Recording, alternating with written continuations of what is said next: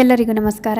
ಶಾರದೀಯ ನವರಾತ್ರಿ 2024ರ 6ನೇ ದಿನವು ಅಕ್ಟೋಬರ್ 8ರಂದು ಮಂಗಳವಾರ ಬಂದಿದೆ. ಈ ದಿನ ದುರ್ಗಾದೇವಿಯ 6ನೇ ರೂಪವಾದ ಕಾತ್ಯಾಯಿನಿ ದೇವಿಯನ್ನು ಪೂಜಿಸಲಾಗುವುದು. ನವರಾತ್ರಿ 2024ರ 6ನೇ ದಿನದಂದು ಕಾತ್ಯಾಯಿನಿ ದೇವಿಯನ್ನು ಯಾವ ಶುಭ ಮುಹೂರ್ತದಲ್ಲಿ ನಾವು ಹೇಗೆ ಪೂಜಿಸಬೇಕು, ಆಕೆಯ ಯಾವ ಮಂತ್ರಗಳನ್ನು ಪಠಿಸಬೇಕು ತಿಳಿದುಕೊಳ್ಳೋಣ. ಈಗಾಗಲೇ ನಾವು 9 ದಿನಗಳ ನವರಾತ್ರಿಯಲ್ಲಿ 5 ದಿನಗಳನ್ನು ಕಳೆದಿದ್ದೇವೆ. ಹಾಗೆ 2024ರ ನವರಾತ್ರಿಯ 6ನೇ ದಿನವನ್ನು ಅಕ್ಟೋಬರ್ 8ರಂದು ಆಚರಿಸಲಾಗುವುದು. ನವರಾತ್ರಿ ಹಬ್ಬದ 6ನೇ ದಿನದಂದು ದುರ್ಗಾದೇವಿಯ 6ನೇ ರೂಪವಾದ ತಾಯಿ ಕಾತ್ಯಾಯಿನಿಯನ್ನು ಪೂಜಿಸಲಾಗುವುದು.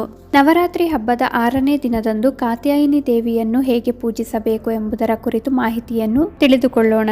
ನೀವು ಮಾಡಲು ಹೊರಟ ಯಾವುದೇ ಕೆಲಸದಲ್ಲಿ ಯಶಸ್ಸನ್ನು ಬಯಸಿದರೆ ಆ ಕೆಲಸ ಮಾಡುವ ಮುನ್ನ ಕಾತ್ಯಾಯಿನಿ ದೇವಿಯನ್ನು ಪ್ರಾರ್ಥಿಸಿ.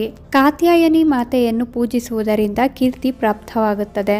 ಒಬ್ಬ ವ್ಯಕ್ತಿಯು ತನ್ನ ಕಾರ್ಯಗಳಿಂದಾಗಿ ಜಗತ್ತಿನಲ್ಲಿ ಖ್ಯಾತಿಯನ್ನು ಪಡೆಯುತ್ತಾನೆ.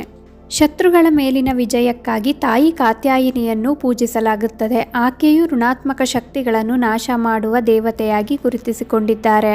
ಅಭಿಜಿತ್ ಮುಹೂರ್ತ ಬೆಳಗ್ಗೆ 11:45ರಿಂದ ಮಧ್ಯಾಹ್ನ 12:32ರವರೆಗೆ. ಅಮೃತ ಕಾಲ ಸಂಜೆ 6:42ರಿಂದ ರಾತ್ರಿ 8:25ರವರೆಗೆ.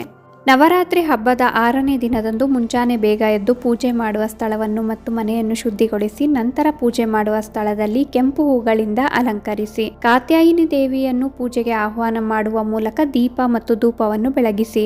ಇದಾದ ನಂತರ ಕಾತ್ಯಾಯಿನಿ ದೇವಿಗೆ ಅರಿಶಿನ, ಕುಂಕುಮ ಮತ್ತು ಅಕ್ಷತೆಯನ್ನು ಅರ್ಪಿಸಿ. ಬಳಿಕ ಕಾತ್ಯಾಯಿನಿ ದೇವಿಗೆ ಸಂಬಂಧಿಸಿದ ಈ ಕೆಳಗಿನ ಮಂತ್ರಗಳನ್ನು ಪಠಿಸಿ. ಕೆಂಪು ಬಣ್ಣದ ಹಣ್ಣುಗಳು, ಸಿಹಿ ತಿಂಡಿಗಳು ಮತ್ತು ನೈವೇದ್ಯವನ್ನು ದೇವಿಗೆ ಅರ್ಪಿಸಿ. ಧೈರ್ಯ ಮತ್ತು ಶಕ್ತಿಯನ್ನು ಸಂಕೇತಿಸುವ ಕೆಂಪು ಚುನ್ರಿ ಅಥವಾ ಸೀರೆಯೊಂದಿಗೆ ಆಕೆಯನ್ನು ಪೂಜಿಸಿ. ಆರತಿ ಮತ್ತು ಪ್ರಸಾದವನ್ನು ವಿತರಿಸುವುದರ ಮೂಲಕ ಪೂಜೆಯನ್ನು ಪೂರ್ಣಗೊಳಿಸಿ. ಓಂ ದೇವಿ ಕಾತ್ಯಾಯಿನ್ಯಾಯಿ ವಿದ್ಮಹೆ ಕನ್ಯಾಕುಮಾರಿ ಧೀಮಹಿ ತನ್ನೋ ಕಾತ್ಯಾಯಿನಿ ಪ್ರಚೋದಯಾತ್. ಕಾತ್ಯಾಯಿನಿ ಮಹಾಮಾಯೆ ಮಹಾಯೋಗಿನ್ಯಾದೀಶ್ವರಿ ನಂದಗೋಪಸುತಂ ದೇವಿ ಪತಿಮೇ ಕುರುತೇ ನಮಃ. ಚಂದ್ರಹಾಸೋಜ್ವಲಕರ ಶಾರ್ದೂಲ ವರವಾಹನ ಕಾತ್ಯಾಯಿನಿ ಶುಭಂ ದದ್ಯಾ ದೇವಿ ದಾನವಘಾತಿನಿ. ಓಂ ದೇವಿ ಕಾತ್ಯಾಯಿನ್ಯೈ ನಮಃ. ನವದುರ್ಗೆಯರಲ್ಲಿ 6ನೇ ರೂಪವಾಗಿ ಕಾತ್ಯಾಯಿನಿ ದೇವಿಯನ್ನು ಪೂಜಿಸಲಾಗುತ್ತದೆ. ಕಾತ್ಯಾಯಿನಿ ದೇವಿಯು ಕಾತ್ಯಾಯನ ಋಷಿಯ ಮನೆಯಲ್ಲಿ ಜನಿಸಿದವರು. ಈ ಕಾರಣಕ್ಕಾಗಿ ದುರ್ಗಾದೇವಿಯ ಈ ಅವತಾರವನ್ನು ಕಾತ್ಯಾಯಿನಿ ಎಂದು ಕರೆಯಲಾಯಿತು.